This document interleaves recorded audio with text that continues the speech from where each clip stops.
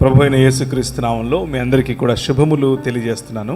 ఈ సాయంకాలము ప్రభు మనందరితో మాట్లాడలాగున ఆయన ఏర్పరిచినటువంటి వాక్య భాగంలో నుంచి కొన్ని విషయాలు మనం తెలుసుకునే ప్రయత్నం చేద్దాం. అలాగే విజయ్ కుమార్ గారు నన్ను ఆహ్వానించినప్పుడు ఈరోజు ప్రత్యేకంగా నా కోసమే ఆయన నిర్వహిస్తున్నారనేది నాకు తెలియదు. మీరు వచ్చేయండి నా 12 ఓకే అని చెప్పారు. నేను కూడా ఓకే ఓకే అని చెప్పాను. కానీ మీ ఇంతవరకు మొదటగా మాట్లాడిన బ్రదర్ ఆయనంటే టైగర్ అని చెప్పారు. అమ్మో నిజమే, మామూలు టైగర్ కాదు. సో ఆయనంటే ఆయన పిలిచిన తర్వాత నో చెప్తే ఏమవుతుంది మాకు తెలుసు. కాబట్టి నో చెప్పడానికి వీలుండదు. ఓకే అని చెప్పక తప్పదు. కాబట్టి ఓకే అని చెప్పాను. నేను కూడా నిన్న ఏమనుకున్నానంటే ఈరోజు కాదులే 14 అనుకున్నాను. అనుకుని ఆయనకు మెసేజ్ పెట్టినాను, బ్రదర్ 14 కదా ఈరోజు. ఆయన పాపం కొంచెం అంటే ఏదో మెసేజ్ వాయిస్ రికార్డ్స్ పంపించారు, నేను వినలేదు. కానీ నాకు అర్థమైంది, ఆ వాయిస్లో నుంచే టైగర్ వాయిస్ వస్తుంది. నాకు అర్థమైపోయి లేదండి నేను వచ్చేస్తాను, ఏమున్నా ఆపుకుని వచ్చేస్తానని చెప్పాను. సో వచ్చేసాను. అయితే ఎందుకలా అడగాల్సి వచ్చిందంటే మా అమ్మగారికి నిన్న హార్ట్ కొంచెం బ్లాక్స్ ఉన్నాయని చెప్పారు. సో నిన్న హుటాహుటిన ఎమర్జెన్సీకి తీసుకెళ్తే ఇక వాళ్ళు కొంచెం ఇంకా ఆవిడ పెద్ద ఆవిడ కాబట్టి స్టెంట్ వగేరా వేయకుండా మాత్రలు ఇచ్చి పంపించారు. ఇంకా మాత్రలకు ఇంట్లో పెట్టేసి బయలుదేరారు. సో అది స్టోరీ. ఏదేమైనప్పటికీ మీ గ్రామానికి రావటం నాకు చాలా సంతోషంగా ఉంది. మీ గ్రామంలో మీరు నన్ను మీలో ఒకటిగా ఆహ్వానించినందుకు నేను చాలా సంతోషపడుతున్నాను. ఒకవేళ మీలో ఎవరైనా ఆవులించినా లేకపోతే గడియారం చూసుకున్నా నాకు అర్థమైపోద్ది, నువ్వు బోరు కొట్టేస్తున్నారా ఆపేసేయని. తొందరగా ఆపేస్తాను. సో నన్ను ఆపాలి అని అంటే మీరు చేయాల్సింది చాలా సింపుల్, ఆవులించాలి. ఆవులిస్తే నేను ఆయన వైపు చూసి ఆపేస్తాను. చాలా సింపుల్. చూడండి, లేదు పర్లేదు కానివ్వండి అని అంటే ఇక ఆయన నాకు 2 గంటలు చెప్పమన్నాడు. అంటే ఇప్పుడు టైం 9:15 11:15 అయిపోతుంది. అంటే అలా ఆయన చెప్పలేదు, నేను అలా చెప్తే మీరు ఏమంటారో అని చూశాను. కానీ కొందరిలో సంభ్రమాశ్చర్యాలు కనిపిస్తున్నాయి. వద్దులేండి, 1 గంట మాట్లాడుకుందాం. ఇప్పుడు 9:15 టైం, 10:15కంతా మిమ్మల్ని వదిలేస్తాను. ఆ 10:15 వరకు నేను చాలా పంక్చువల్ టైం.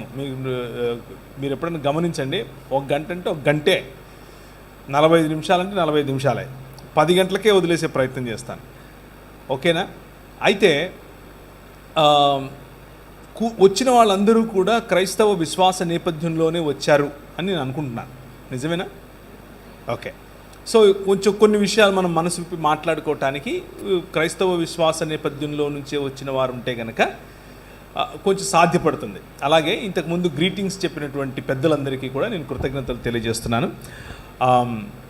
నాకు అర్థం కాని విషయం ఏంటంటే మొన్న ఒక వారం కిందట నేను ఇట్లా క్యాజువల్గా మాట్లాడుకుంటే ఓకేనా మీకు, ప్రియులారా అనాలా? అక్కర్లేదు కదా, మామూలుగా మాట్లాడితే వింటారు కదా.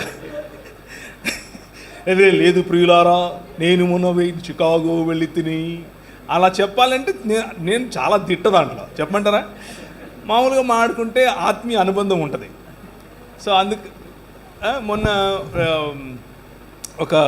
అంటే క్రిస్మస్ ప్రోగ్రామ్స్ జరిగే సమయంలో నేను షికాగో వెళ్ళాను. షికాగో వెళ్తే ఒక ఆయన వచ్చి ఇలా చూస్తున్నాడు నన్ను. ఇలా చూస్తున్నానండి, ఏంటి సార్ ఏమైంది సార్ అంటే, టీవీలో కనీసం 65 ఏళ్ళు ఉంటాయి నీకు అనుకున్నా అన్నాడు.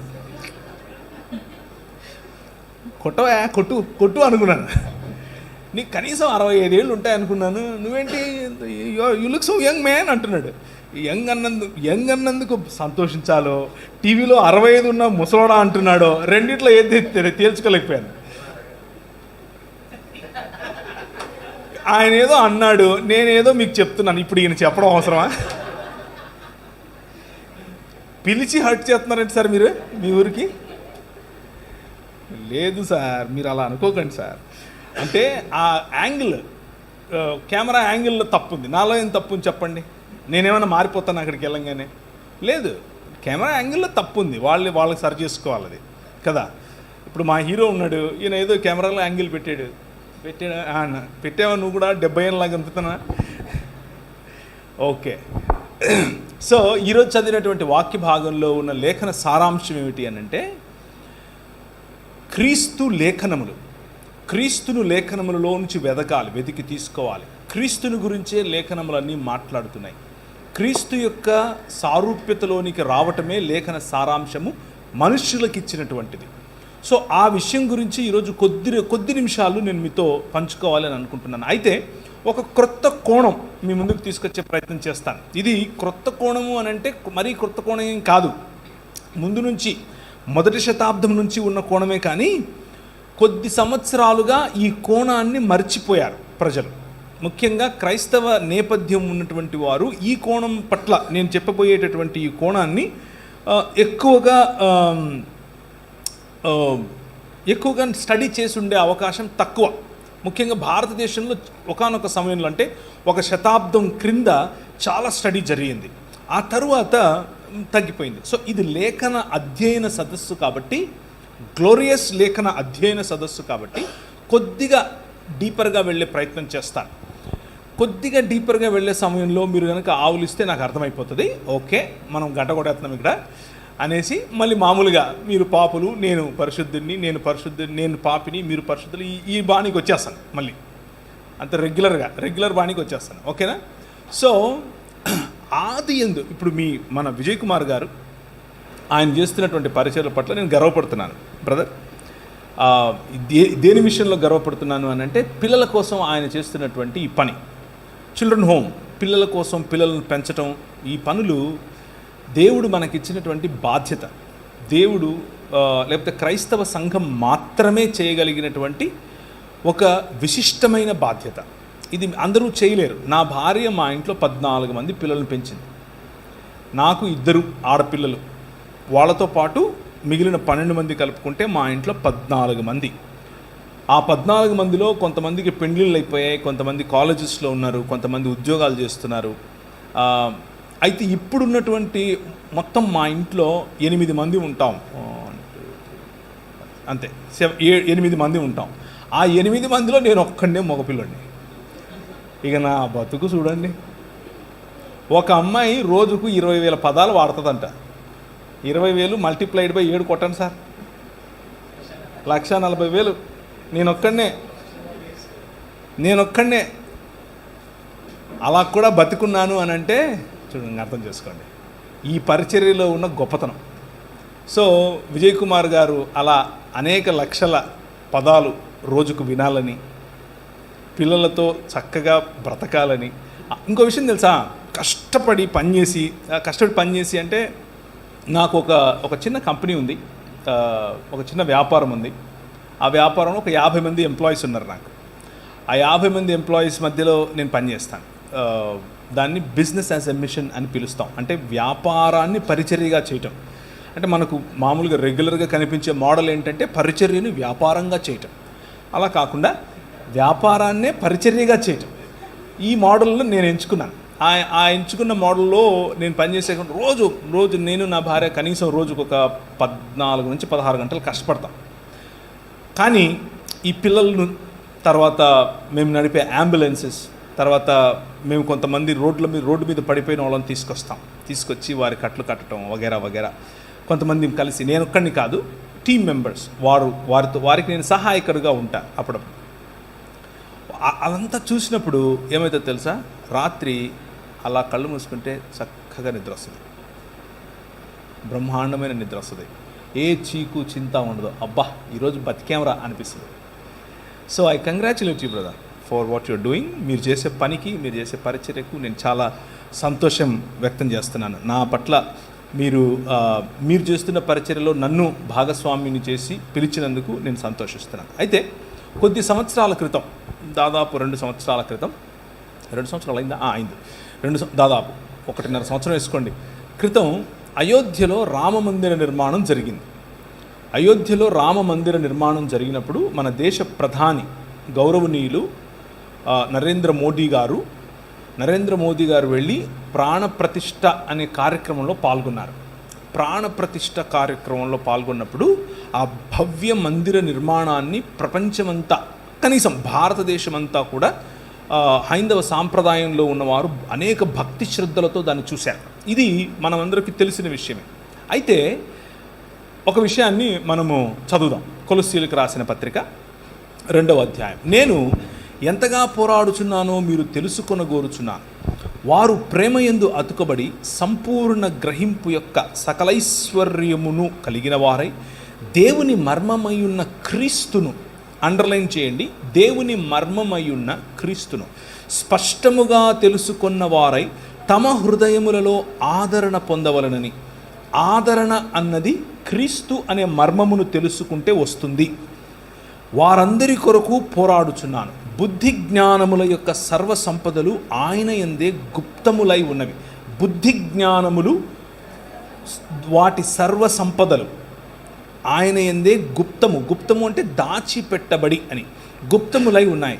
ఎవడైనను చక్కని మాటల చేత మమ్మును మోసపరుచుకుంటున్నట్లు ఈ సంగతిని చెప్పుచున్నాను. నేను శరీర విషయంలో దూరముగా ఉన్నను, ఆత్మ విషయంలో మీతో కూడా ఉండి మీ యోగ్యమైన ప్రవర్తనను క్రీస్తునందలి మీ స్థిర విశ్వాసమును చూచి ఆనందించుచున్నాను. కావున మీరు ప్రభువైన క్రీస్తు యేసును అంగీకరించిన విధమున ఆయన యందు వేరు పారిన వారై ఇంటి వలె కట్టబడుచు మీరు నేర్చుకున్న ప్రకారము విశ్వాసమందు స్థిరపడుచు.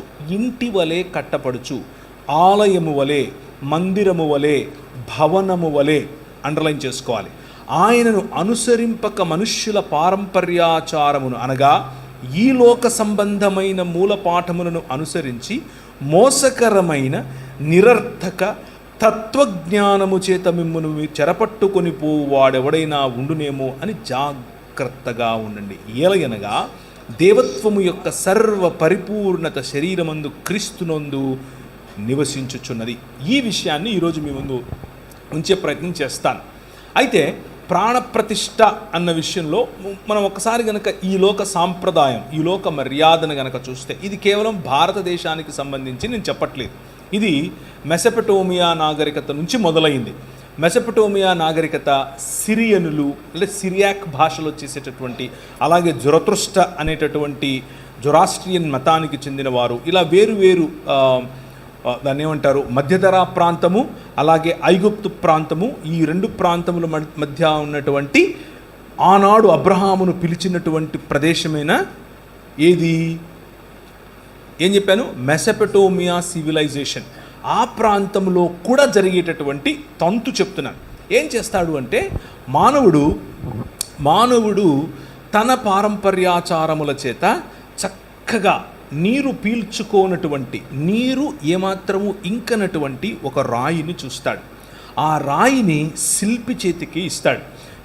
ముఖ్యంగా ఎవరు ఈ పని చేస్తారు అనంటే, ఫలానా సమస్య ఉంది, ఆ సమస్యకు తగిన దేవీ దేవతలను మనము కనుగొనాలి ఇప్పుడు అని అనుకున్నప్పుడు, వారిని పుట్టించాలి అని అనుకున్నప్పుడు, నేను వాడే పదాలను కొంచెం జాగ్రత్తగా వినండి. పుట్టించాలి అని అనుకున్నప్పుడు రాజు లేకపోతే అధికారి చేసేటటువంటి ప్రకటన, రండి అని పిలిస్తే అప్పుడు శిల్పి వచ్చి మంచి రాయి చూస్తాడు, నీరు ఇంకనటువంటి రాయి. ఇది అన్ని సివిలైజేషన్స్లో ఇలాగే జరిగింది. ఇది మన దేశంలో కూడా జరుగుతోంది. సో ఆ శిల్పిని తీసుకుని దానిని చక్కగా చాలా ఏకాగ్రతతో, చాలా అందులో తనకున్నటువంటి నిపుణతనంతటినీ కూడా ధారపోసి చక్కటి శిల్పంగా తయారు చేస్తాడు.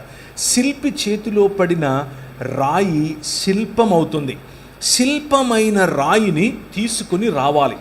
తీసుకుని వచ్చి ఆలయము అనేటటువంటి ఒక ప్రదేశం, ఆలయం అనంటే ఆ ఆలయానికి శిల్పము ఉంచి ప్రాణప్రతిష్ఠ చేయనంత వరకు అది ఆలయం కాదు, అది కేవలము ఒక భవనం అంతే. ఆ భవనములోనికి, ఆ భవనము బయట ప్రాంగణాన్ని మన భాషలో చెప్పాలి అని అంటే, వారి భాషా పదములు వాడడం వల్ల పెద్ద లాభం లేదు. మన భాషలో చెప్పాలి అని అంటే యాగభూమి అనొచ్చు, యాగం చేసేటటువంటి, లేకపోతే హోమభూమి అనొచ్చు, హోమం చేసేటటువంటి ఒక ప్రదేశం. ఆలయానికి, ఆలయ ప్రాంగణంలోనే ఉన్నటువంటి ఒక ప్రదేశం. ఆ ప్రదేశానికి తీసుకుని వస్తారు. తీసుకుని వచ్చి అక్కడ నీళ్లు నిలువ ఉన్నటువంటి చోట ఈ శిల్పాన్ని, శిల్పి చేతిలో చెక్కబడినటువంటి అందమైన ఈ ఆకారాన్ని శిలా లేకపోతే ఆధారశిలగా ఉన్నటువంటి, ఉదాహరణకు స్త్రీ అయితే పురుషుడు ఆధారశిలగా ఉంటాడు, పురుషుని యొక్క శిల్పం అయితే స్త్రీ ఆధారశిలగా ఉండే ఒక శిలను ఉంచి దానిని నీళ్ళలో ఉంచుతారు. కనీసము 3 దినాలు, అంటే వాషింగ్ అని పిలుస్తారు. చిన్నప్పుడు ఒక బాలుడు లేకపోతే ఒక బాలిక పుట్టినప్పుడు మనం ఏ విధంగా అయితే ఒక ఇంట్లో పుట్టిన వారిని నోరు కడగటం, కళ్ళు కడగటం, నోరు కడుగుతారా? కడుగుతారు. ఎందుకు? అమ్మ కడుపులో ఉన్నప్పుడు ఆ ఫ్లూయిడ్స్ ఆ చిన్నవాడి పిల్లల నోట్లోకి వెళుతుంది కాబట్టి నోరు కడుగటం, కళ్ళు కడగటం, చెవులు కడగటం వగైరా వగైరా చేస్తాం. అలాగే సాంస్కృతికంగా మనిషి కూడా తను కన్నటువంటి, తను సృజించుకుంటున్నటువంటి తన చేతి పని అయిన శిల్పాన్ని నీటిలో ఉంచి దాన్ని శుద్ధీకరిస్తాడు. శుద్ధీకరించిన తరువాత 7 రకాలైనటువంటి అవయవ నిర్మాణం, లేకపోతే 7 రకాలైనటువంటి శరీరములో ఉండాల్సిన అవయవములను అందులో ప్రతిష్ఠ చేస్తాడు. 7 రకాలు: చర్మము, తర్వాత చూడగలగటం, వినగలగటం, పంచేంద్రియాలు అంటారు కదా, పంచేంద్రియ ప్రతిష్ఠ అని కూడా పిలవచ్చు. అలా చేసిన తర్వాత తీసుకుని వచ్చి పువ్వుల మీద పడుకోబెడతారు. కనీసం ఒక 3 రోజులు పువ్వుల మీద పడుకోబెట్టిన తర్వాత చర్మ సౌందర్యం పెరగాలని చెప్పి పిల్లవాళ్ళకు మనం ఏ విధంగా అయితే పసుపు రాసి మంచిగా మాలిష్ చేసి పడుకోబెడతామో, ఉయ్యాలలో వేస్తామో, అలాగే శిల్పి చెక్కినటువంటి తన చేతి పని అయిన ఈ శిల్పాన్ని తీసుకొని వచ్చి ఒక మంచి పరుపు మీద పడుకోబెడతారు. పరుపు మీద పడుకోబెట్టిన తర్వాత దాన్ని తీసుకుని, ఇప్పుడు 3 రోజులు అయిపోయింది, ఆ శిల్పాన్ని తీసుకుని, దాన్ని పిసిల్ అని పిలిచారు ఎక్కడ, మధ్యధరా ప్రాంతంలో, దాన్ని తీసుకుని వెళ్ళి ఆలయములో ప్రతిష్ఠించే క్రమంలో ప్రాణప్రతిష్ఠ చేస్తారు. ప్రాణప్రతిష్ఠ చేసినప్పుడు వారి చెవులలో, అంటే దానికంటే ముందు కన్నులకు మైనం పూసి కన్నులు తెరవకుండా ఉంచినటువంటి ఆ శిల్పానికి కన్నులు తెరిచే క్రమంలో ఆవును కానీ లేకపోతే పోసినటువంటి ధాన్యాన్ని కానీ చూపిస్తారు. ఎందుకు అనంటే ఆ కన్నులు తెరిచినటువంటి తేజోమయమైన లేదా తేజస్సు కలిగినటువంటి దేవుని యొక్క ఆవాహనాన్ని మనం పట్టుకోలేము, మనం దాన్ని గమనించలేము అన్న భయంతో. ఇదంతా కూడా మనుష్యులు చేస్తున్నటువంటిది. దీన్ని తీసుకుని వెళ్ళి ఒక ఆలయంలో ఉంచి అప్పుడు ప్రాణప్రతిష్ఠగా దాన్ని మంత్రోచ్చరణ చేసినప్పుడు అందులోనికి జీవం, అందులోనికి ప్రాణం అనగా ఉచ్ఛ్వాస నిశ్వాసలు, అలాగే చూపులో ఉన్నటువంటి తేజస్సు వగైరా వగైరాలు వచ్చాయి అని నమ్మి దానిని అర్చకులు వారి యొక్క మంత్రోచ్చరణ చేత అర్చన చేయటం, పూజలు చేయటం మొదలు పెడతారు. ఇది అన్ని సంస్కృతులలో కూడా, ముఖ్యంగా మధ్యధరా ప్రాంతము మరియు మెసొపటోమియా ప్రాంతం నుంచి వచ్చినటువంటి అన్ని సంస్కృతులలో జరిగే తంతు ఇదే. అక్కడక్కడ మంత్రోచ్చరణ వేరుంటుంది, మంత్రాలు వేరే ఉంటాయి, పద్ధతులు వేరే ఉంటాయి, కానీ ఓవరాల్గా జరిగేటటువంటి తంతు అయితే ఇదే. ఎందుకు ఇదంతా చెప్తున్నావు, మాకు లేఖనం చెప్పడానికి కదా పిలిచాను అని అనుకుంటున్నారా? Now you open Genesis chapter 1. ఇప్పుడు ఆదికాండం 1వ అధ్యాయాన్ని చూడండి. ఈ లోక మర్యాదకు దేవుని మర్యాదకు ఉన్నటువంటి తేడా. దేవుడు, మీరు చదివిందే, ఎప్పుడూ చదువుతూ వచ్చిందే, నేను కొత్తగా చెప్పేదేమీ కాదు, మీరు ఇంటికి వెళ్ళిన తర్వాత కూడా దాన్ని బేరీజు వేసుకుని చదివే ప్రయత్నం చేయండి. దేవుడు తన ఒక మందిర నిర్మాణం చేశాడు. భూమి ఆకాశములు అనేటటువంటి తన నివాస యోగ్యమైనటువంటి ఒక ఆలయ నిర్మాణం చేశాడు. 6 దినములు దానికి కావలసినటువంటి లైట్స్, రాత్రికొకటి పగలుకొకటి, దాన్ని అలంకరించటానికి కావలసినటువంటి చెట్లు, నదులు, జీవము రావటానికి కావలసినటువంటి అన్ని సదుపాయాలు చేసిన తరువాత మంచిది మంచిది మంచిది అని నిర్మించినటువంటి ఈ భవనంలోనికి ఇప్పుడు తాను ప్రవేశించాలి. కానీ ఆయన ఏం చేశాడు అనంటే, తన చేత్తో మట్టిని తీసుకుని మనిషిగా చేసి శుద్ధీకరించి తన జీవమును లేదా జీవవాయువును ఊదాడు. ఊదినప్పుడు ప్రాణ ప్రతిష్ఠ జరిగింది. ప్రాణ ప్రతిష్ఠ జరిగినటువంటి మనిషి ఇప్పుడు దేవుని స్వరూపము మరియు దేవుని పోలిక. దేవుని స్వరూపము, దేవుని పోలిక అయినటువంటి మనిషి భూమి ఆకాశములు అనే మందిరములో ఆయన ఉంచాడు. ఉంచి ఈ మందిరమును నువ్వు ఎక్స్టెండ్ చెయ్యనన్నాడు. ఈ మందిరములో నేను ఏర్పరచినటువంటి కుశలత, నేను ఏర్పరచినటువంటి ఆర్డర్, క్రమము, ఆ క్రమమును ఫలింపచేయి, అభివృద్ధి చెందించు, విస్తరింపచేయి, భూమిని నిండించు, దానిని లోబర్చుకుని ఏలు అని చెప్పాడు. నాకు ప్రతినిధివి నీవు, నా మూర్తివి నీవు, నా ప్రతిబింబానివి నీవు, నా ఇమేజ్ నువ్వు అని దేవుడు చెప్పాడు. ఇది దేవుని భావజాలం. కానీ మనిషి, నేను ఇంతకుముందు మీకు చెప్పినట్లుగా, కాదు నా ఇమేజ్లో నేను కోరుకుంటున్నట్లు ఈ సృష్టిలో ఉన్న దానిని నేను శిల్పము రూపములో చెక్కి దానికి ప్రాణప్రతిష్ఠ చేస్తాను అని కోరుకున్నాడు. The exact opposite of what God did is what men are doing. దేవుడు ఆలయ నిర్మాణం చేసి నిన్ను ప్రాణప్రతిష్ఠ చేసి నిలబెడితే నువ్వు ఆయన ఏర్పరిచినటువంటి క్రమాన్ని విడిచిపెట్టి నో అని చెప్పి ఒక క్రొత్త మందిర నిర్మాణం చేసి అందులో సృష్టిలో భాగమైనటువంటి వాటికి ప్రాణం పోసే ప్రయత్నం చేస్తున్నావు. దేనికి? నన్ను ఏలు అని చెప్పటం కోసం. నువ్వు ఏలు అని ప్రభువు చెబితే నన్ను ఏలు అని నువ్వు ఈ సృష్టిని ఆహ్వానిస్తున్నావు. దాన్నే ఆవాహయామి అంటున్నావు. దానికి ఒక మంత్రం చదువుతున్నావు, ప్రాణం పోస్తున్నావు.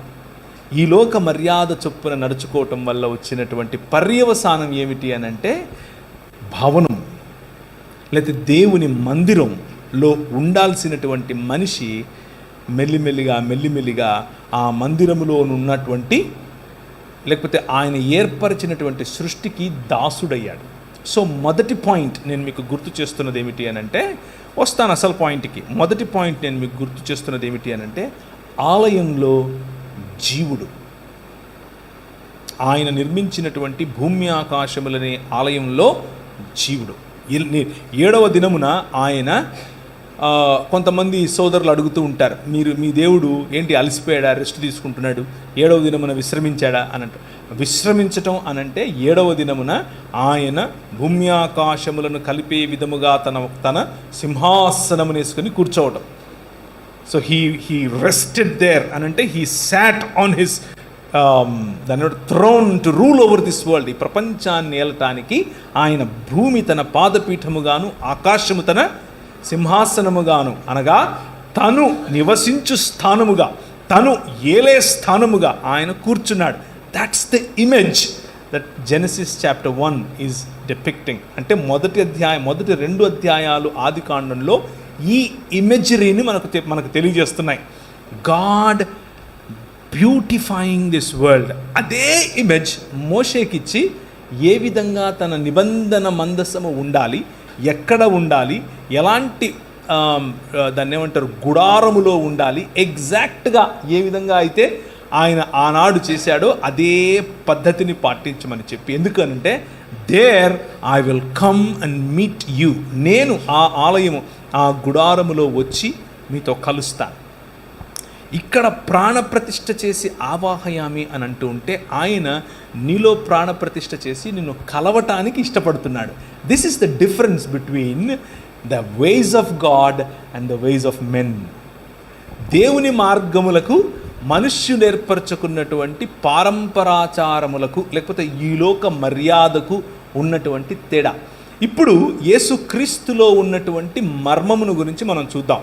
ఇంతకు ఏం జరిగింది అనంటే, ఈ మందిరము, ఈ భూమి ఆకాశములు అనేటటువంటి దేవుని భవనము, ఆ భూమి ఆకాశములు అనేటటువంటి దేవుని భవనములో విరాజమానుడైనటువంటి దేవుడు ఆయన, నువ్వు నా ప్రతినిధివి, నువ్వు నా ప్రతిమవు, నువ్వు నా మూర్తివి, నువ్వు నా ప్రతిబింబానివి, వెళ్ళు రూల్ చెయ్యి అనంటే, మనము ఆయనను కాదన్నాం కాబట్టి దాసోహం అని ఈ లోక మర్యాదకు అయ్యాం. అంధకార సంబంధమైన దురాత్మ సమూహముల యొక్క అధికారము క్రిందికి మనం వచ్చాం.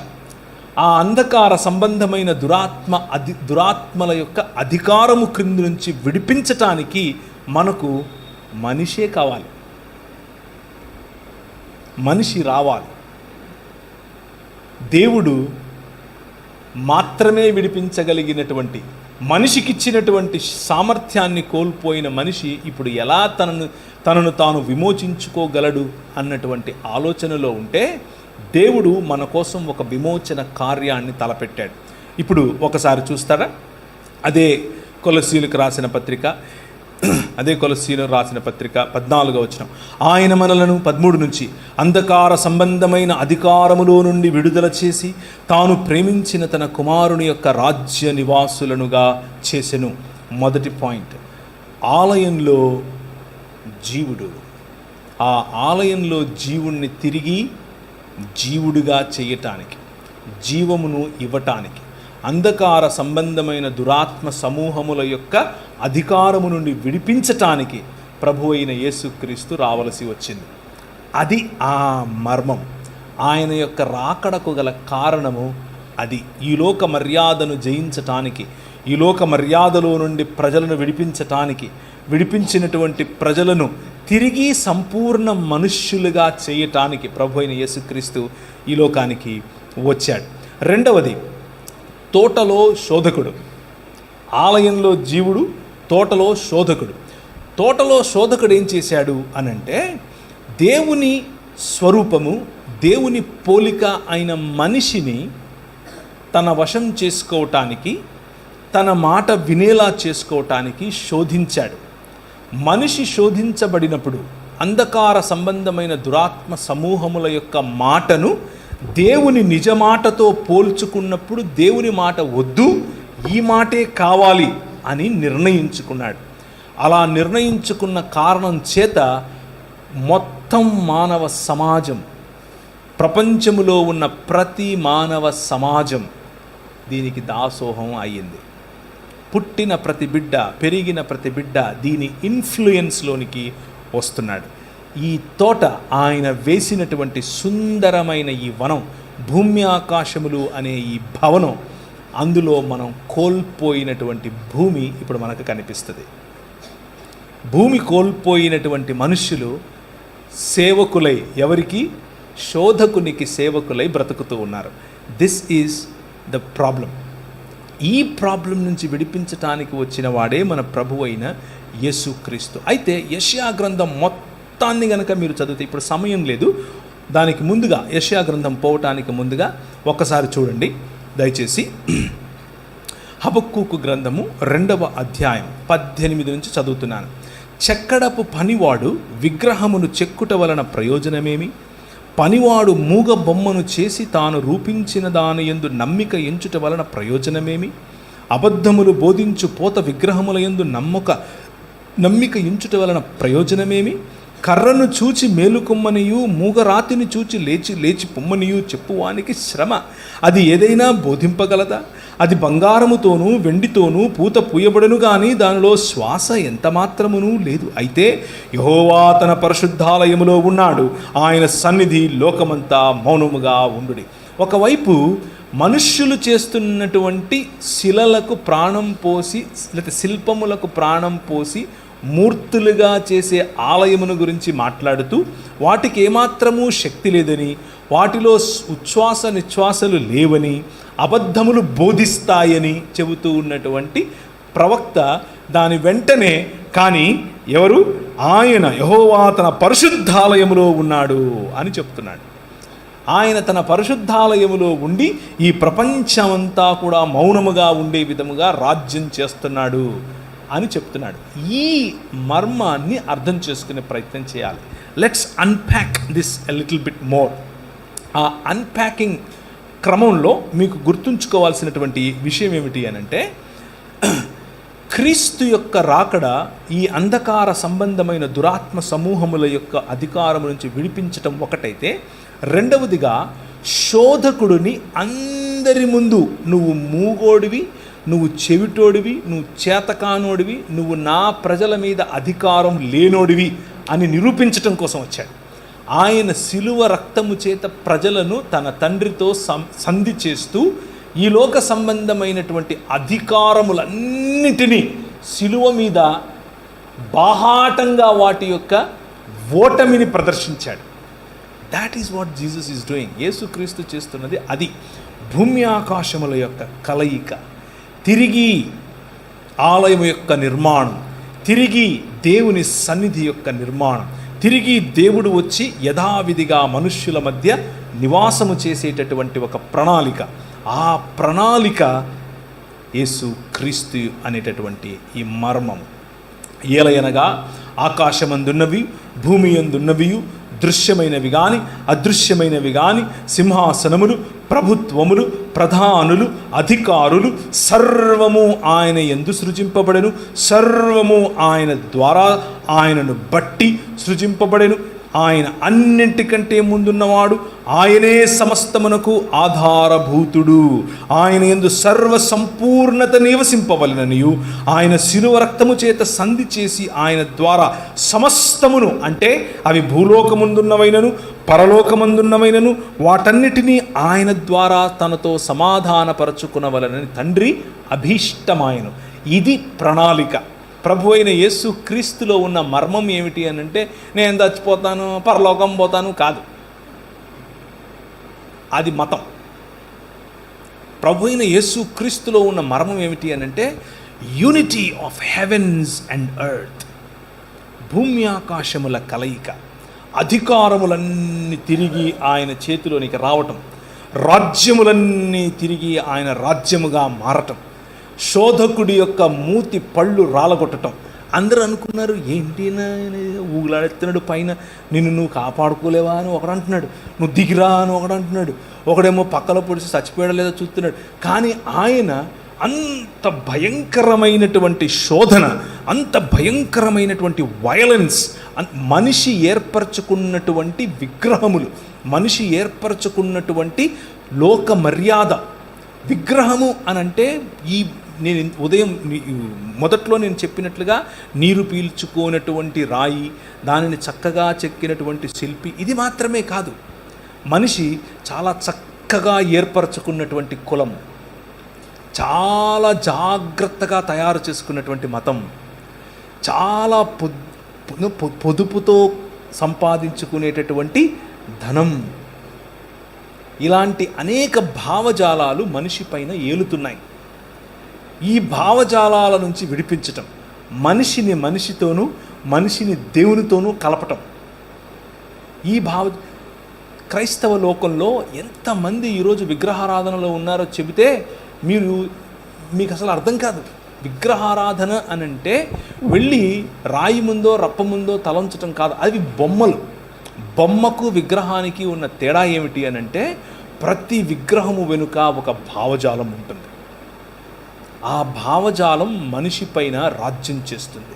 కానీ మనిషే దేవుడు ప్రాణప్రతిష్ఠ చేసినటువంటి ఆయన ప్రతిబింబం అనే భావజాలం నుంచి మనం వస్తున్నాం. ఈ భావజాలానికి ఆ భావజాలానికి పడదు. అది మనం అర్థం చేసుకోవాలి. అలా అర్థం చేసుకోకపోతే మెల్లిమెల్లిగా మనకు తెలియకనే ఈ లోక మర్యాదలోనికి జారిపోతాం. ఇది విగ్రహము కాదులే అని అనుకుంటూనే విగ్రహాన్ని మన నెత్తిన పెట్టుకుంటాం. దీన్ని తాకడమో దీన్ని చేయడమో వల్ల ఏమో కాదులే అని అనుకుంటూనే ఈ లోక మర్యాద మన పైన తాండవం చేస్తుంది. అలా తాండవం చేసినప్పుడు సాంస్కృతికంగా ఉన్నాములే అని అనుకుంటూ అటువైపు వెళుతూనే మన జీవితాలను సర్వనాశనం చేసుకుంటాం. జాగ్రత్త. తోటలో శోధకుడు చాలా శక్తివంతుడు. నీకు తెలియని రీతిగా నీ దగ్గరికి వస్తాడు. ఆలయంలో ఉన్న జీవుడు ఆయన ప్రతిబింబం, ఆయన యొక్క ప్రతిమ మరియు ఆయన యొక్క ప్రతినిధి అని దేవుడు చెబుతూ ఉంటే, తోటలో ఉన్న శోధకుడు నీ ప్రతిబింబంగా నీకు దేవుణ్ణి చేసుకో, నువ్వు ఏర్పరచుకున్నటువంటి నీ సిస్టంలో మనుషులను నువ్వు రాజ్యం చెయ్యి అని చెప్తాడు. స్త్రీ పైన పురుషుణ్ణి రాజ్యం చేయిస్తాడు, పురుషుని పైన స్త్రీని రాజ్యం చేయిస్తాడు, కులం చేత రాజ్యం చేయిస్తాడు, ధనం చేత రాజ్యం చేయిస్తాడు. ఏదో ఒక రకంగా కట్లలో కట్టి పడేయటమే వాడికి ఉన్నటువంటి శోధకుడికి, తోటలో ఉన్న శోధకుడికి ఉన్నటువంటి ప్రధాన లక్ష్యం. ఏదో ఒక రకంగా సంకెళ్ళు బిగించటమే వాడి ప్రధాన లక్ష్యం. అలా సంకెళ్ళు బిగించే క్రమంలో నీకు ఇచ్చినటువంటి కొద్దిపాటి అధికారంలో, పిలాతు అన్నట్లుగా, నీకు ఒక విషయం తెలుసా, నేను అనుకుంటే నిన్ను ఫ్రీ చేస్తానంటే ప్రభు ఇలా చూసి అన్నాడు, క్యా బాత్ కర్ రే జీ తుమ్, ఏం మాట్లాడుతున్నావు నువ్వు, నేను ఇస్తే తప్ప నీకు ఎక్కడి నుంచి వస్తుంది అధికారం? తెలిసి తెలియనటువంటి మాటలతోనే మీ దగ్గరకు వచ్చి ఏం నేర్పుతాడు అని అంటే, నా దగ్గర అధికారం ఉంది, అది నేను మీకు ఇచ్చే ప్రయత్నం నేను మీకు ఇస్తాను. దాన్ని ఎలా ఇస్తాను అనంటే, మీ తోటి వాళ్ళ కట్లు విప్పడానికి కూడా మీరు మీ దగ్గర అధికారం ఉంటుంది అని చెప్తారు. కానీ రండి వారి కట్లు విప్పుదుము అని భూరాజులు ఒకరితో ఒకరు మాట్లాడుకుంటున్నారు. ఎక్కడ?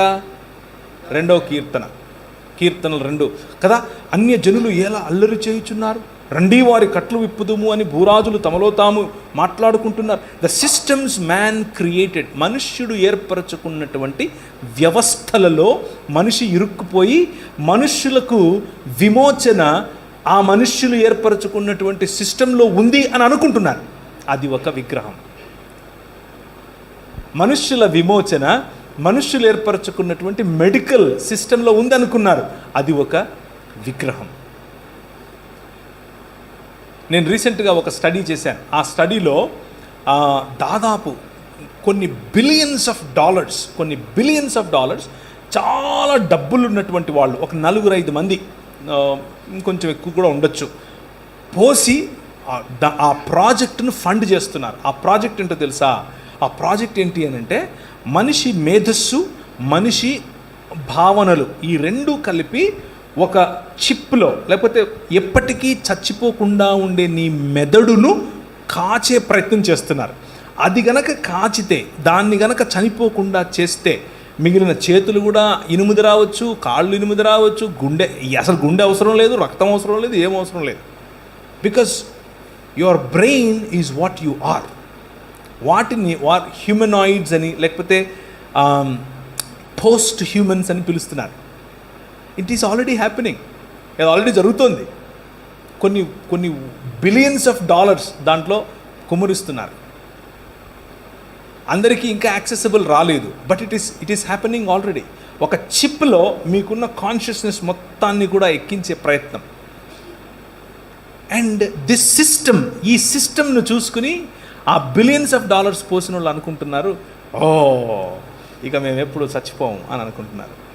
కానీ ప్రభు అంటున్నాడు, రండి వారి కట్లు విప్పుదుము అని భూరాజులు తమలో తాము మాట్లాడుకుంటూ ఉంటే, సింహాసనాసీనుడైన వాడు వారిని చూసి నవ్వుతున్నాడు, స్మైల్ కొడుతున్నాడు. ఇస్మాయిల్ అంటున్నాడు. ఏరా మీరు ఎడబోతారు, ఏం చేస్తారు?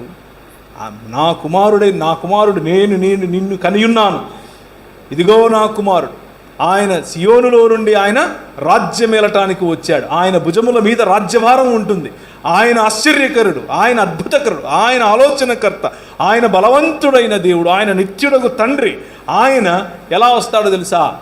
సేవకుడై వస్తాడు. ఇప్పుడు 3వ మాట, ఆలయంలో జీవుడు పోయే క్రమంలో ఆ నశించిపోవటానికి గల కారణం తోటలో ఉన్న శోధకుడు. అయితే ఈ లోకములో నిజమైన మానవుడు రావాలి. లోకంలో నిజమైన మానవుడు, క్రీస్తు మర్మమును గురించి మనం మాట్లాడుకుంటూ ఉన్నప్పుడు మనం మొదటిగా దేవుడు చేసినటువంటి మనిషి దేవుని స్వరూపమందు, దేవుని పోలిక చొప్పున, తన ప్రతిబింబంగా, తన ప్రతిమగా, తన ప్రతినిధిగా ఉన్నాడు అని అనుకుంటే ఈ మనిషి దారి తప్పాడు.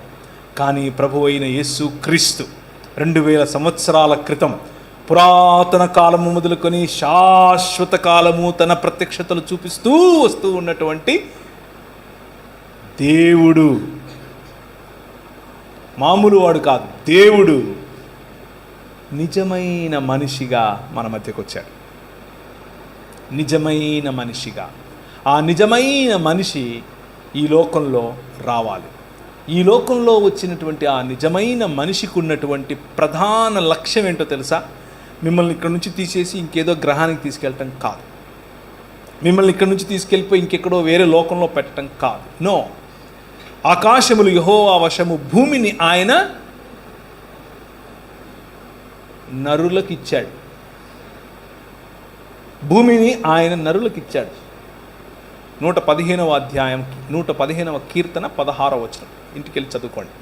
సో ఇచ్చినటువంటి ఈ భూమిని, మంచిదని చెప్పినటువంటి ఈ భూమిని, నా నివాస స్థలము అని చెప్పినటువంటి ఈ భూమిని ఆయన క్రొత్తాకాశము క్రొత్త భూమిగా మరల్చటానికి, తన శరీరమందు మరణాన్ని చంపటానికి నిజమైన మానవుడిగా ప్రభువైన యేసుక్రీస్తు ఈ లోకానికి వేంచేశాడు. That is the beauty of Christian thought. క్రైస్తవ జీవన విధానానికి ఉన్నటువంటి ప్రధానమైన లేదా అందమైన, మీ మరెక్కడా దొరకనటువంటి, కేవలము ఇక్కడే దొరికేటటువంటి 66 పుస్తకాలు ఉన్నటువంటి మీ బైబిల్ గ్రంథంలో మాత్రమే దొరికేటటువంటి థాట్ ఏమిటి అని అంటే, మనిషి మతాన్ని కడతాడు, దేవుడు మనిషిని కడతాడు. మనిషి మతాన్ని కడతాడు. మతం నిన్ను చంపుతుంది, మతం నిన్ను విభజిస్తుంది. అది క్రైస్తవ మతమైనా సరే. మతం చిచ్చు పెడుతుంది, మతం జలసీ ఇస్తుంది, మతం అవతలి వాడికంటే నిన్ను గొప్పగా నీకు పంపు కొడుతుంది. ఎందుకు అనంటే, తోటలో శోధకుడు ఉపయోగించే ప్రధానమైన వెపన్ మతం. కానీ దేవుడు మనిషిని చేస్తాడు. ఆయన నిర్మించినటువంటి ప్రధానమైన వ్యవస్థ ఏమిటి ఈ ప్రపంచంలో అనంటే, మనిషి. In the image of God, దేవుని యొక్క స్వరూపము, దేవుని యొక్క పోలికలో ఉన్నటువంటి మనిషి. యెషయా గ్రంథం మొదటి 39 అధ్యాయాలు ఈ తోటలో శోధకుడి చేత పతనావస్థలో ఉన్నటువంటి ఆలయంలో ఉన్న జీవుని గురించి మాట్లాడుతుంది. మొదటి 39 అధ్యాయాలు. 40వ అధ్యాయం నుంచి ఆఖరి అధ్యాయం వరకు లోకములోనికి రాబోతున్నటువంటి, లేదా లోకములోనికి వచ్చినటువంటి, అప్పటికి ఇంకా రాలేదు కాబట్టి రాబోతున్నటువంటి నిజమైన మానవుడి గురించి మాట్లాడుతుంది.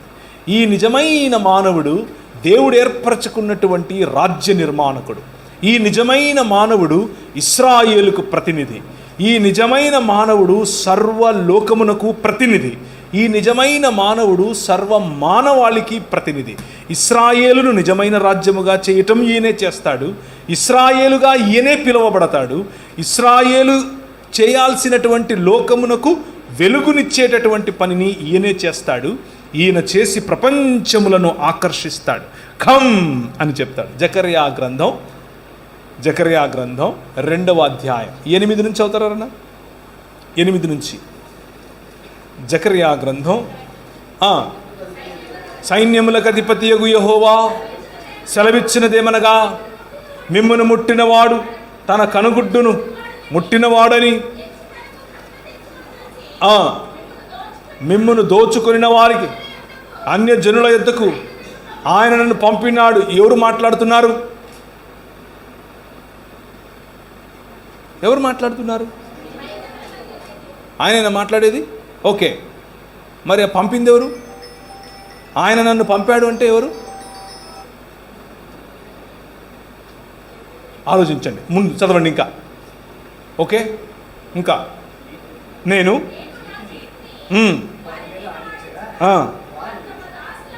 దోపుడు సొమ్ము అవుతారు. ఓకే, ఒక నిమిషం. ఎవరు చేయి ఆడిస్తే ఎవరు చేయి ఆడిస్తారు? Think about it. ఎవరు చెయ్యి ఆడించటం వలన వీళ్ళ అన్య జనుల, అంటే వీళ్ళు దోపుడు సొమ్ముగా మారతారు? ప్రవక్త? జకర్యానా? పోనీ జెరుబ్బాబేలా? ఇశ్రాయేలా? ఎవరు? ఇంకా చదవండి.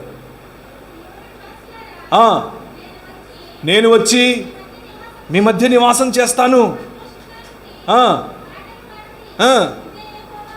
ఓకే, ఎవరు మాట్లాడుతున్నారు? యెహోవా మాట్లాడుతున్నాడు. ఏమని? నేను వచ్చి మీ మధ్య నివాసం చేస్తాను. The promise of God always. మొత్తం బైబిల్ గ్రంథంలో దేవుడు చేసినటువంటి ప్రధానమైన ప్రామిస్, వాగ్దానం ఏమిటి అని అంటే, I will come and dwell among you. నేను వచ్చి మీ మధ్య నివాసం చేస్తాను. మిమ్మల్ని తీసుకొని ఎక్కడికో పోతాను కాదు, నేనొచ్చి మీ మధ్య నివాసం చేస్తాను. అబ్రహాముకి ఇచ్చింది ఇదే, నోవహుకు చెప్పింది ఇదే, ఇశ్రాయేలుకు చెప్పింది ఇదే, మోషేకి చెప్పింది ఇదే, ప్రవక్తలకు చెప్పింది ఇదే, ప్రభు అయిన యేసు క్రీస్తులో జరిగింది ఇదే. కంటిన్యూ.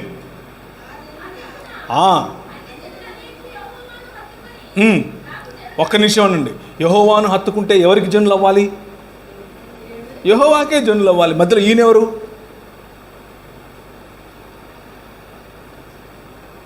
మధ్యలో ఈయనెవరండి? సరే చదవండి. ఆ దినమున అనేకులు అన్య జనులు యెహోవాను హత్తుకుని నాకు జనులవుదురు, నేను మీ మధ్య నివాసము చేదును. అప్పుడు ఒక్క నిమిషం ఉండండి. ఎవరు పంపుతున్నారు? యెహోవా పంపుతున్నాడా? ఓకే, అది పక్కన ఫైనల్, అది ఫైనల్. నెక్స్ట్ వచనం చదవండి.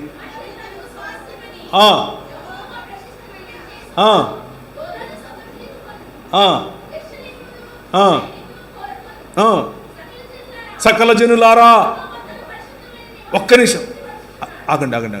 ఎవరు వస్తున్నారు? ఇంతకుముందు పంపింది ఎవరు?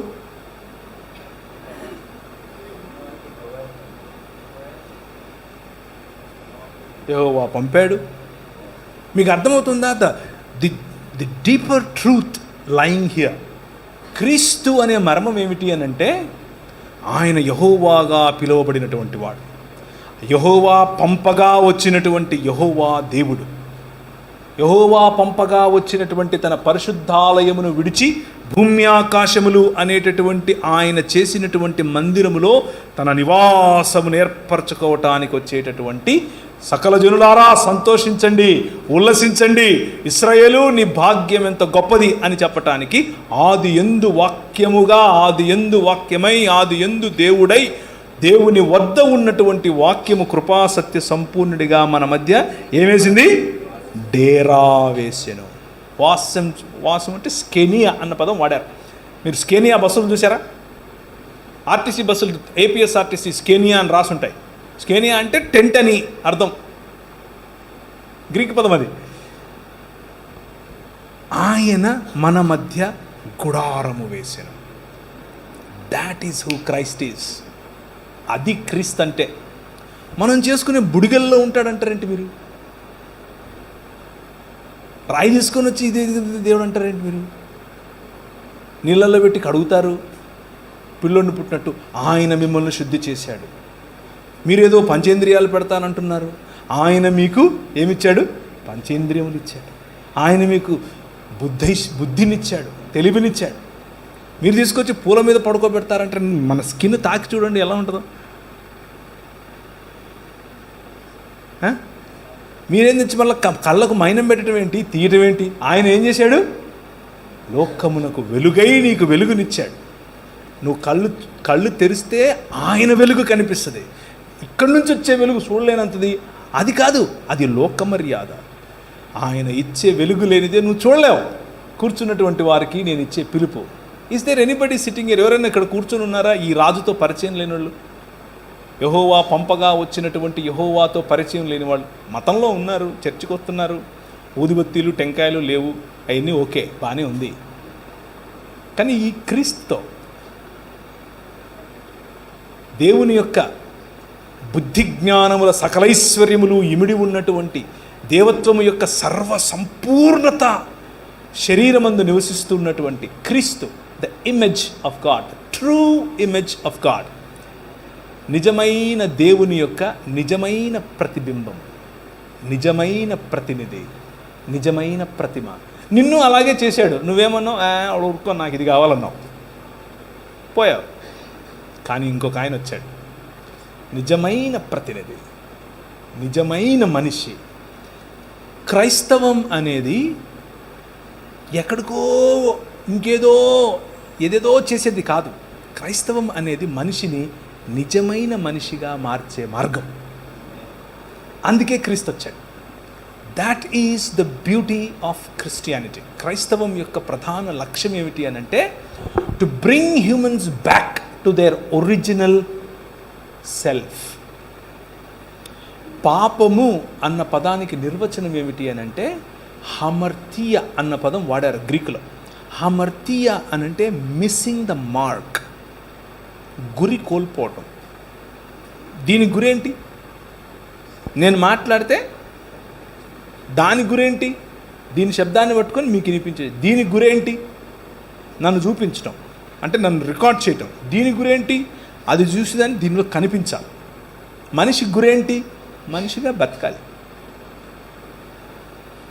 మనిషిగా బతకాలి. ఆయన రంగరించి పోసిన మైక్గా ఉండాలి. నా ఉద్దేశం అది. కెమెరాగా ఉండాలి. నేను మైక్ పని చేస్తానంటే కుదరదు. మనిషి చేసింది అదే. మనిషి నువ్వు మనిషిగా ఉండరా అంటే లేదు నేను పశువును అవుతాను అన్నాడు. ఎలుగుబంటిని తీసుకొచ్చి దేవుడు అన్నాడు. ఏనుగు నా దేవుడు అంటాడు. తొండ మీద వచ్చి కూర్చొని పాటలు పాడతాడు. పులిని చూసి దేవుడు అంటాడు. సాటి మనిషిని చూసి దేవుడు అంటాడు. అరే నువ్వు మనిషిరా బాబు అని అంటే లేదు నేను దేవుడిని అవుతానంటాడు. అటు దేవుడు కాలేదు, ఇటు మనిషి కాలేకపోయాడు. అదే సమస్య. దాన్నే పాపం అంటారు. Very simple. Bible talks about sociological issues లాగా, అంటే సమాజానికి సంబంధించినటువంటి కోణాన్ని మీ ముందుకు తీసుకొస్తున్నా. మనిషి ఆ విధంగా బ్రతకలేకపోయాడు కాబట్టే మనుష్యత్వం కోల్పోయాడు. దేవుడిచ్చినటువంటి మహిమను కోల్పోవటం అని అంటే చావు తెచ్చుకోవటం, చచ్చిపోవటం. ఈ సృష్టిని ఏలాల్సినటువంటి వాడు సృష్టిలో ఉన్నటువంటి లాస్, ఈ సృష్టిలో ఆయన ఏర్పరిచినటువంటి నియమాలకు బానిసయ్యాడు మనిషి. కానీ నీటి మీద నడిచేవాడు, అలలపైన నడచిన, ఈ లాస్ పనిచేయవు ఈ నిజమైన మనిషి పైన. He walks on the water. యాక్చువల్గా మనము తిరిగి ఆయన మహిమలోనికి ప్రవేశించినప్పుడు గొళ్ళెం పెడితే లోపలికి వచ్చేస్తాడు ఆయన. వచ్చాడా లేదా సార్? తిరిగి లేచినప్పుడు when you kill the death, నువ్వు ఈ మరణాన్ని చంపి బయటకు వచ్చినప్పుడు ఈ లాస్ నీ మీద పనిచేయవు. You gonna have a different body. ఈ శరీరం ఉంటుంది. నువ్వు నన్ను గుర్తుపడతావు. ఈ బట్టలు వేసుకుని మా దగ్గరికి వచ్చాడు, మా ఊరికి ప్రవీణ్ విడిపోయాడు, గుర్తుపడతావు నన్ను. నేను నిన్ను చూస్తాను, వాళ్ళ బాగున్నావా, నిన్ను చూశాను. We will see each other, we will know each other. You can touch me, I can touch you. క్రైస్తవం అనేది it's a practical way of life, a realistic way of life, a realistic way that exists forever. ఎప్పటికీ ఉండేటటువంటి శరీరం, ఎప్పటికీ చనిపోయినటువంటి మనిషి, నిజమైన మనిషి. అది ఓన్లీ థియరీ కాదు. ఆయన ఎప్పుడో వచ్చాడంట, అల్లల్లో వచ్చాడట, కాదు. అందరి ముందు అందరూ చూస్తూ ఉండగా క్రీస్తు అనే ఈ మర్మము చావును చంపి బయటకు వచ్చింది 3 దినములైన తరువాత. హోషేయ గ్రంథం 6వ అధ్యాయం 3వ వచనం. 1-2 చదవండి. హోషేయ 6:1-2.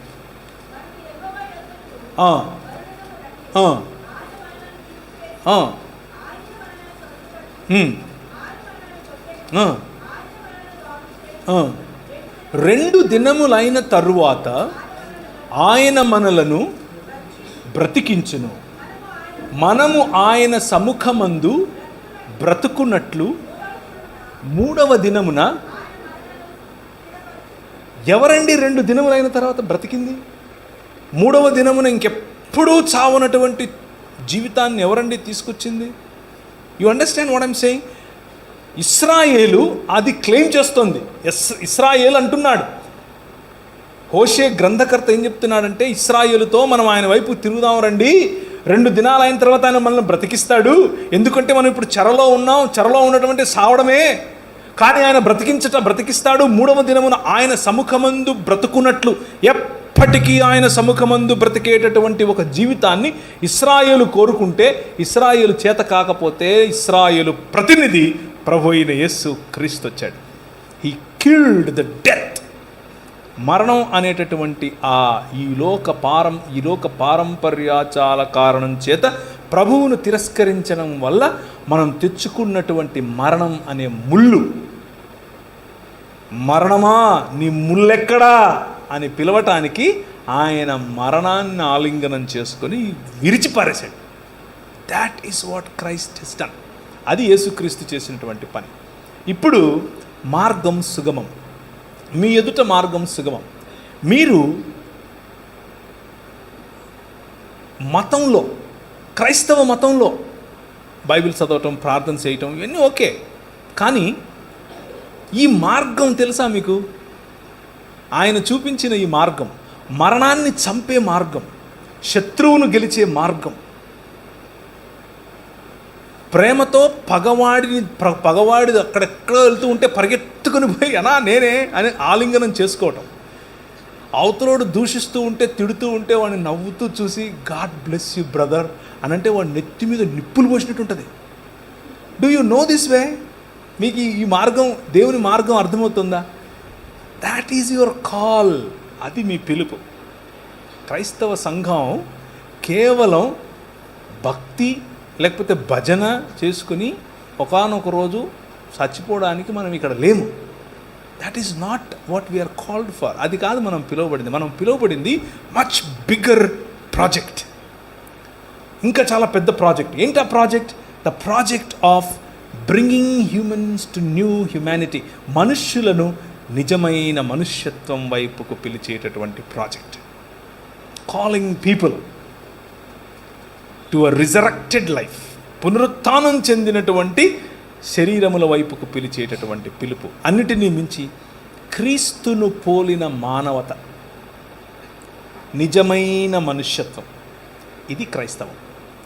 నిజమైన మనుష్యత్వం. ఈ లోకంలో నిజమైన మానవుడు ఆయన అదృశ్య దేవుని స్వరూపి అయి సర్వ సృష్టికి ఆది సంభూతుడై ఉండులాగున ఆయన ఏం చేశాడు? తన కుమారుని యందు మనకు విమోచననిచ్చాడు. అలాగే ఆయన మరణములో నుంచి ఆది సంభూతుడై బయటకు వచ్చాడు. So that you all can come back to life or you all can resurrect. మీరు ఆయన తరువాత ఆయన మార్గమును అనుసరించిన కారణం చేత పునరుత్థానులవ్వాలని, ఆయన సముఖమందు ఎల్లప్పుడూ ఈ భూమిని స్వతంత్రించుకొని, నూతనాకాశమును నూతన భూమిని స్వతంత్రించుకొని బ్రతకాలని, మూడవ దినమున ఆయన సముఖమందు స్థిరపడాలని తండ్రి అభీష్టం. మత ప్రాతిపదికన 4 రోజులు బ్రతికేసి వెళ్ళిపోదాం అని అనుకుంటే this way will disappoint you. ఈ మార్గం నిన్ను డిసప్పాయింట్ చేస్తుంది. కానీ మరణాన్ని చంపాలి, నూతన సృష్టిగా మారాలి, క్రీస్తును పోలిన జీవన విధానంలోనికి రావాలి అని అంటే welcome to a new way. And that is ఆయన కడుతూ ఉన్నటువంటి క్రొత్త ఇల్లు, ఆయన కడుతున్నటువంటి క్రొత్త ఆలయం, ఏ చేతి సహాయము లేకుండా తీయబడినటువంటి రాయి, ఆధారశిల, ఇంతింతై మహాపర్వతమై ప్రపంచమంతటా వ్యాపించే ఆధారశిల. ఆ ఆధారశిల పైన నిజమైన మానవుడు యేసు క్రీస్తు మీ హృదయముల యందు ప్రతిష్ఠ చేస్తే, మీ హృదయముల యందు ఆయనను ప్రతిష్ఠించుకుంటే బ్రతుకుతారు. You will live. మనము బ్రతుకున్నట్లు యెహోవా వైపుకు మరలదము రండి. Now let me ask you simple question. మీరు ఏర్పరచుకున్నటువంటి మీ హృదయాల్లో మీ పైన రాజ్యమేలుతున్నటువంటి వ్యవస్థలు ఏంటివి? కొంతమందికి అది డబ్బు, కొంతమందికి కులం, కొంతమందికి మినిస్ట్రీ ఎక్కడన్నా అవుతుందా? ఎస్. కొంతమంది వాళ్ళు ఏర్పరచుకున్న మినిస్ట్రీ వాళ్ళకొక విగ్రహం, వాళ్ళకొక వ్యవస్థ, దాని చేత పరిపాలించబడుతూ ఉంటారు. కొంతమంది వాళ్ళు ఏర్పరచుకున్నటువంటి కులం, మతం, వర్గం, ప్రాంతం, దేశం, ఇవన్నీ వేరు వేరు వ్యవస్థలు. ఆ వ్యవస్థలు ఒక ఐకాన్ను ఏర్పరచుకొని, ఆ వ్యవస్థలకు ఒక బొమ్మ ఏర్పరచుకొని, వాటిలో ఈ వ్యవస్థ ప్రాణం పోస్తుంది. అది మిమ్మల్ని ఏలుతుంది. ఏం ఏలుతుంది మిమ్మల్ని ఈరోజు? Think about it. క్రీస్తు మార్గములో కాక, క్రీస్తు మీ పైన ఏలటం కాక, ఏ వ్యవస్థ మీ పైన ఏలుబడి చేస్తుంది అని ఒక్కసారి ఆలోచించాలి. ఒక్కసారి కనుక డీపర్గా మీరు ఆలోచిస్తే చాలా బొమ్మలు బయటకు వస్తాయి. తవ్వే కొద్దీ ఆయన అన్నారు, పురుషోత్తమ చౌదరి, త్రవ్వుతున్న కొలది పెరుగు తరగదునా. అది మనిషి. వన్ సోల్ ఫోకస్, ఒకే ఒక్క ఫోకస్. ఏమిటి అని అంటే క్రీస్తును పోలిన మానవత. మనిషిని హిందువుగా చూడొద్దు, ముస్లింగా చూడొద్దు, క్రైస్తవుడిగా చూడొద్దు, బౌద్ధుడిగా చూడొద్దు. మనిషిని మనిషిగా చూడొద్దు. కష్టమా? చాలా కష్టం. అమ్మో, చాలా ఈజీగా, చాలా కష్టం. మతం తట్టుకోలేదు, బట్టలు చింపేసుకుంటుంది. నిజంగానే అంటే ప్రభు అయిన యేసు క్రీస్తును చంపింది ఎవరు అంటే మతమే కాదా? ఆమె రాంగ్? పిలాతు చేతులు కడిగేసుకున్నాడు, నాకెందుకు రా బాబు, లే చంపండి అని అన్నాడు. మతం నిజమైన మనిషిని చూస్తే బట్టలు చింపేసుకుంటుంది. ప్రధాన యాజకుడు అన్నాడు, యూదుల రాజుకు క్రీస్తు. ఏమో నువ్వు అన్నావు? అవును, నువ్వు అన్నట్టే. మనుష్య కుమారుడు ఆకాశ మేఘారుడై దిగివచ్చుట మీరు చూస్తారు అని అంటే ఇంతకంటే ఎక్కువ సాక్ష్యం కావాలని బట్టలు చింపుకున్నాడు. మతము తట్టుకోలేదు మనిషిని.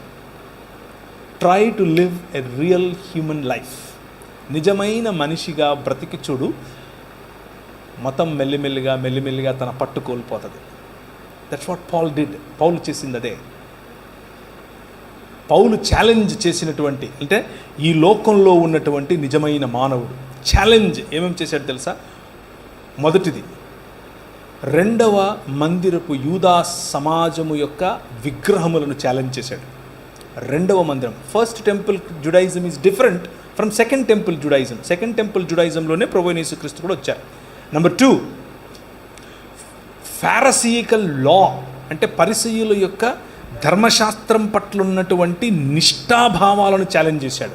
నెంబర్ 3, హెలెనిస్టిక్ యూదులు, అంటే యూదులలో ఉన్నటువంటి వారు కొందరు గ్రేకుల యొక్క హెలెనిజంను అడాప్ట్ చేసుకుని రెండిటి మధ్య సింక్రటిస్టిక్ లైఫ్ జీవించారు. వాళ్ళ ముందు నిలబడుకొని he challenged them to come back to Christ. క్రీస్తు వైపుకి రమ్మని పిలిచాడు. 4వది, రోమా శాసకుడైనటువంటి కైసర్ అగస్తస్కు విగ్రహాలు పెట్టి ఆయన దేవుడని, ఆయన కుమారుడు ఇంకెవరో కాదు కైసర్ తిబేరియస్ అని చెప్పి, ఈయన దేవుని కుమారుడు, ఆయన దేవుడు అని చెప్పుకుని తిరుగుతూ ఉన్నటువంటి ఒక మతం. ఆ మతం ఎదుట నిలబడి no, Jesus is the king అని చెప్పాడు. క్రీస్తే, Jesus Christ is the Lord of all. Yesu Kristu అందరికీ ప్రభు, అందరిలో ఇడుగుడు ఉన్నాడని చెప్పాడు. అందరిలో ఇదిగో తిబేరియస్ ఉన్నాడు, అందరిలో నువ్వు ఉన్నావు నేను అని చెప్పాడు. మతం తట్టుకోలేదు ఇలా చెప్తే. అదేంటి? మతానికి చాలా కోపం. ఎందుకు అనంటే నిజమైన మనిషి కల్పించినప్పుడు అన్ని వ్యవస్థలు మెల్లమెల్లగా నిర్వీర్యమైపోతాయి. ప్రభు అయిన యేసు క్రీస్తు ఈ లోకంలో అదే చేస్తున్నాడు. If you go back to history, ఒకసారి హిస్టరీని కనుక మీరు చదివితే ఎలాంటి మూవ్మెంట్స్ ఆయన తీసుకొచ్చాడు భారతదేశంలో, మిగిలిన దేశాల్లో ఎలా మనుష్యులను తిరిగి నూతన మనుష్యత్వం వైపుకు తిరిగి తెస్తున్నాడు. స్త్రీలకు ఇచ్చినటువంటి ప్రాధాన్యత, పిల్లలకి ఇచ్చినటువంటి ప్రాధాన్యత, వృద్ధులకు ఇచ్చినటువంటి ప్రాధాన్యత, బడుగు బలహీన వర్గాలకు ఇచ్చినటువంటి ప్రాధాన్యత, ఏమాత్రము ఎన్నిక లేని వారుగా చూస్తున్నటువంటి వారికి పెద్దపీట వేసినటువంటి ఆలోచన విధానం. ఇట్స్ ఆల్ వెన్ ఇదంతా మీరు కనుక చూస్తే యేసు క్రీస్తు అందరికీ ప్రభు, అన్ని కాలాల్లో ప్రభు, అన్ని సంస్కృతులకు ప్రభు, అన్ని దేశాలకు ప్రభు, అన్ని భాషలు ఆయన కోసమే. ప్రతి మోకాలు ఆయన దగ్గర. మోకాలు వంగటం అని అంటే మోకాళ్ళు ప్రార్థన చేయటం కాదు. మీరు ఎప్పుడైనా చూసారా? ఇప్పుడు కైసర్ ఉన్నాడు అనుకోండి, అక్కడ కైసర్ దగ్గర ఇలా వంగాలి.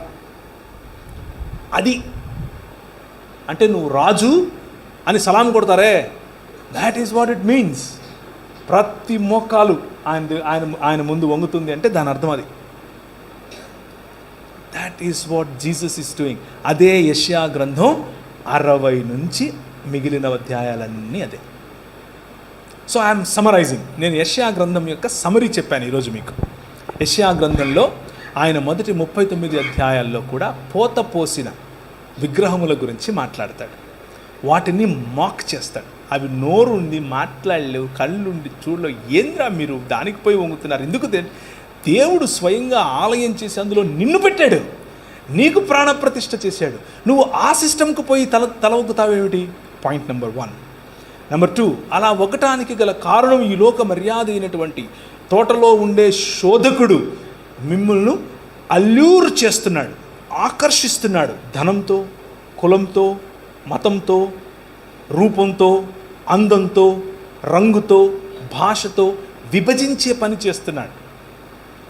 కానీ వాడికి అల్యూరు అవ్వకండి, ఎందుకంటే వాడు అధికారం ఇస్తానంటాడు, వాడి దగ్గర లేదు. ప్రభు అయిన యేసుక్రీస్తును కూడా ఇలాగే అన్నాడు. ఆయన ఆ రోజే, ఇంకా క్రీస్తు పుట్టక మునుపు 600 సంవత్సరాల పైచులకు సంవత్సరాల క్రితమే యెషయా ఈ మాటను చూసి అన్నాడు.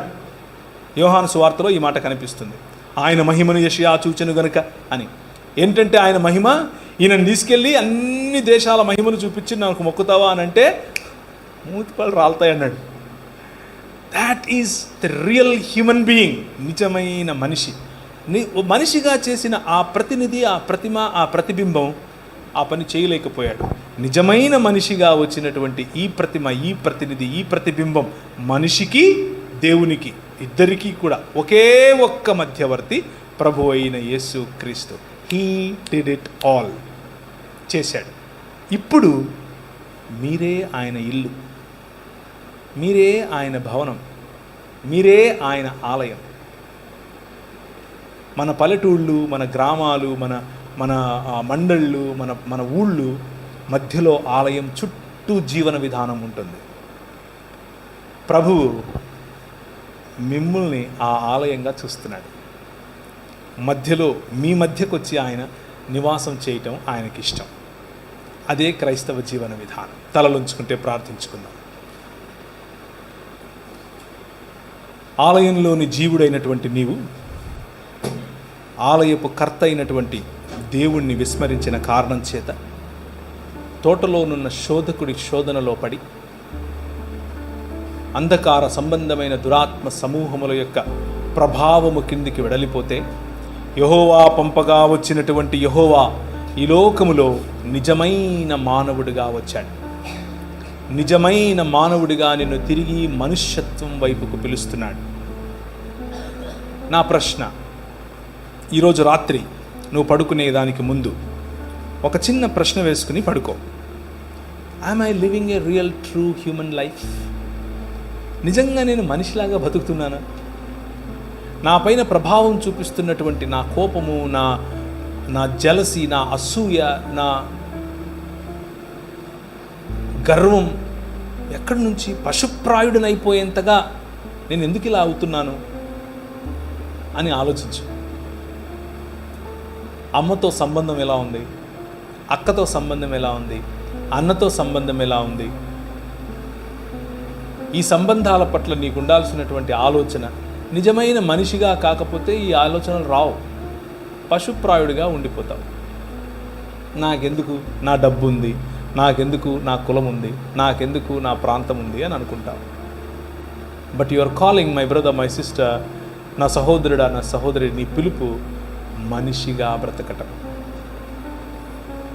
దాన్ని కోల్పోవటమే పాపం.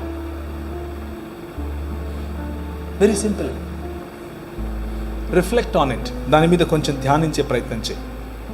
కృపగలిగిన తండ్రి, ఈ రాత్రికాల సమయంలో నీవు నిర్మించినటువంటి నీ భవనం, నీవు నిర్మించినటువంటి నీ ఆలయంలో సింహాసనాసీనుడవై కూర్చున్నటువంటి నీవు, నీకు ప్రతినిధిగా బ్రతకాల్సినటువంటి మేము నీ అధికారాన్ని విడిచిపెట్టి స్వీయ అధికారం, స్వీయ రాజ్యం వైపుకు వెళ్ళినప్పుడు మమ్మును అంధకార సంబంధమైన దురాత్మ సమూహముల రాజ్యముల నుండి విడిపించి నీకు సొత్తుగా, నీ రాజ్యముగా, నీ కుటుంబముగా, నీ జత పనివారముగా చేసుకొనటానికి నిజమైన మానవుడిగా ఎదించినటువంటి యెహోవా పంపిన యెహోవా నీ ఎదుట సాగిలపడి నిన్ను మ్రొక్కుతున్నాం, నిన్ను ఘనపరుస్తున్నాం. నీవు తప్ప వేరొక దేవుడు లేడు, నీవు తప్ప వేరొక దైవం లేదు, నీవు తప్ప వేరొక అలీజెన్స్ లేదు, నీవు తప్ప వేరొక రాజు లేడు అని మా నోటితో ఒప్పుకొని నిన్ను ఘనపరిచి, నిన్ను స్తుతించి, నీకే మా స్తుతి, మా ఆరాధన సమర్పిస్తున్నాం. ఇదిగో ప్రభువా, చేరి వచ్చిన ప్రతి ఒక్కరూ నీ పట్ల, నీ కరుణ గల హస్తము పట్ల, నీ కనికరము గల చూపు పట్ల, నీ యొక్క సన్నిధి మాధుర్యం పట్ల, నీ ముఖ కాంతిని గైకొనాలన్న ఆలోచనతో వచ్చినారు. ప్రతి ఒక్కరిని తాకండి. ప్రతి ఒక్కరిని వారికి కావలసిన స్వస్థత, వారికి కావలసిన ప్రభా సంబంధాలలో మార్పు, వారికి కావలసిన పరిపక్వత, వారికి ఇవ్వాల్సినటువంటి ఆర్థిక వనరులు, వారికి ఇవ్వాల్సినటువంటి అధికారం నీ వైపు నుంచి దయచేయమని, ప్రతి ఒక్కరిని జ్యోతుల వలె ఇక్కడ నుంచి పంపించమని చిన్న ప్రార్థన యేసు నామమున అడుగుతున్నాము తండ్రి. ఆమేన్.